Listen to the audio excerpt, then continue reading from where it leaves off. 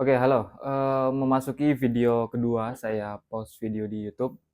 Jadi pada video kali ini, di sini saya ingin share ke teman-teman atau sedikit bercerita gimana perjalanan saya selama di Kota Malang untuk membangun bisnis F&B, teman-teman. Jadi saya di Malang ini menjalankan bisnis F&B yaitu coffee shop.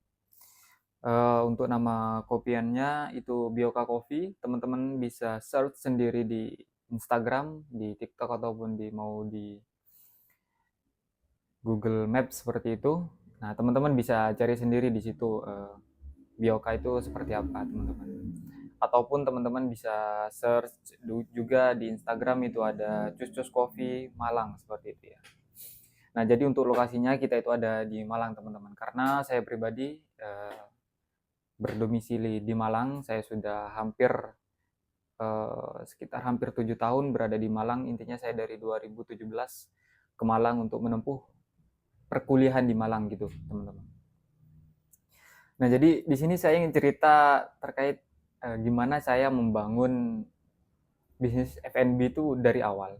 Sebenarnya bisa dibilang masalah kita rezeki itu bisa dibilang ya hoki-hokian juga iya.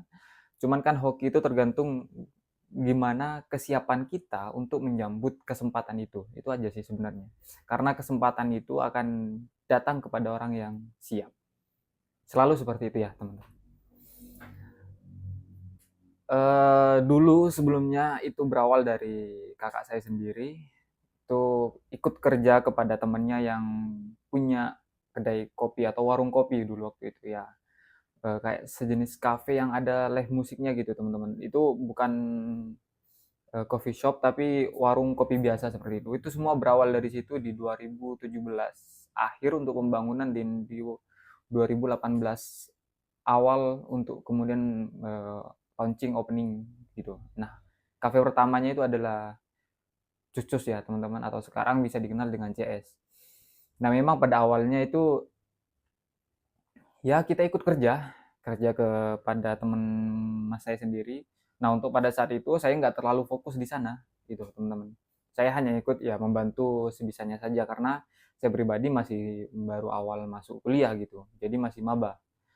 Dan memang ya namanya masih maba ya, masih sibuk dengan masalah perkuliahan seperti itu, nggak bisa kemudian yang setiap waktu untuk membantu seperti itu. Namun setelah mungkin eh, semester 3 4 itu ya sudah mulai rutin dimintai bantuan untuk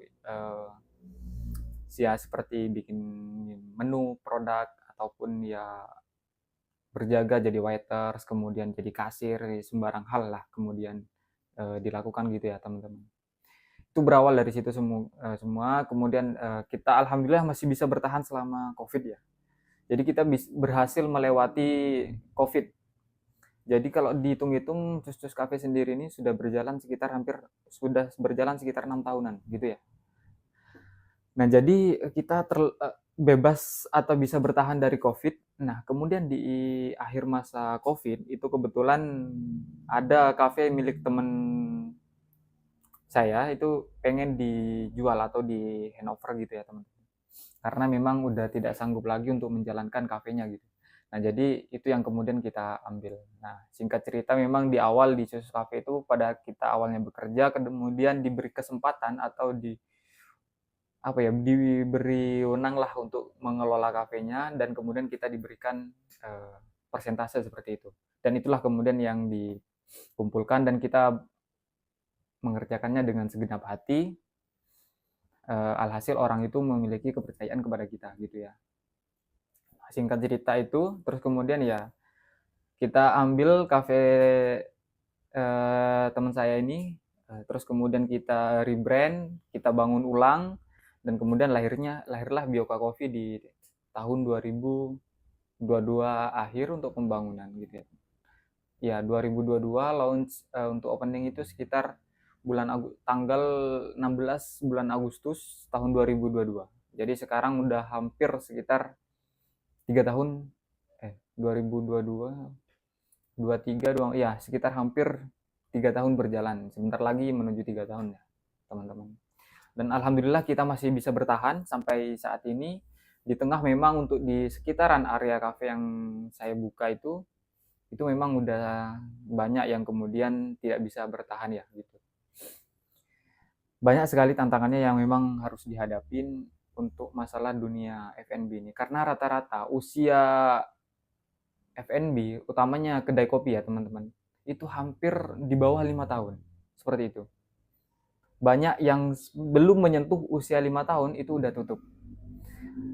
Nah, jadi memang ada beberapa hal yang harus kita perhatikan selain kita hanya bisa kemudian memiliki modal untuk membuka kedai kopi gitu. Nggak kemudian kita ujuk-ujuk buka kedai kopi tanpa memiliki persiapan yang matang gitu. Jadi memang ya kita awalnya memang harus langsung memulai gitu. Ya nggak jangan terlalu banyak teori kemudian kita hingga pada akhirnya takut untuk memulai.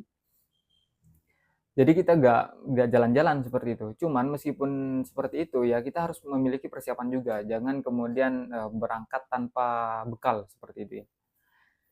Itu sih.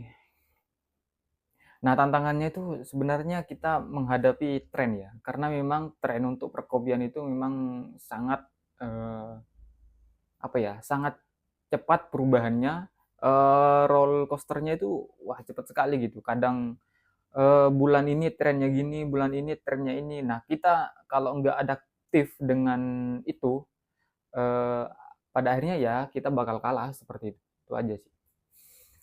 Ya memang, ada tempat yang mereka idealis pada, produk mereka, ya kita nggak menyalahkan itu, kayak gitu kan. Karena memang itu adalah unique selling yang mereka jual, kayak gitu. Cuman untuk kita yang memang, apa ya, yang ingin bertahan di tengah pasar kayak gitu ya, salah satunya kita adalah, mengikuti tren yang ada. Jadi ke contoh semisal ya, kalau di dunia cryptocurrency itu ya istilahnya narasi lah ya. Jadi narasinya, saat ini apa yang lagi hype gitu.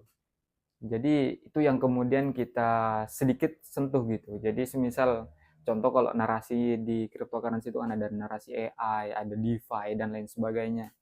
Nah, kalau di kedai kopi ini kan ada narasi-narasi seperti saat ini yang ngetren itu kafe-kafe industrial gitu kan. Terus kemudian untuk saat ini kafe yang kemudian eh, apa ya tradisional ataupun kemudian dari segi menunya, terus kemudian dari segi warnanya untuk sekarang untuk tahun kemarin itu warna yang ngetren itu warna biru seperti itu dan untuk sekarang itu warnanya coklat seperti itu.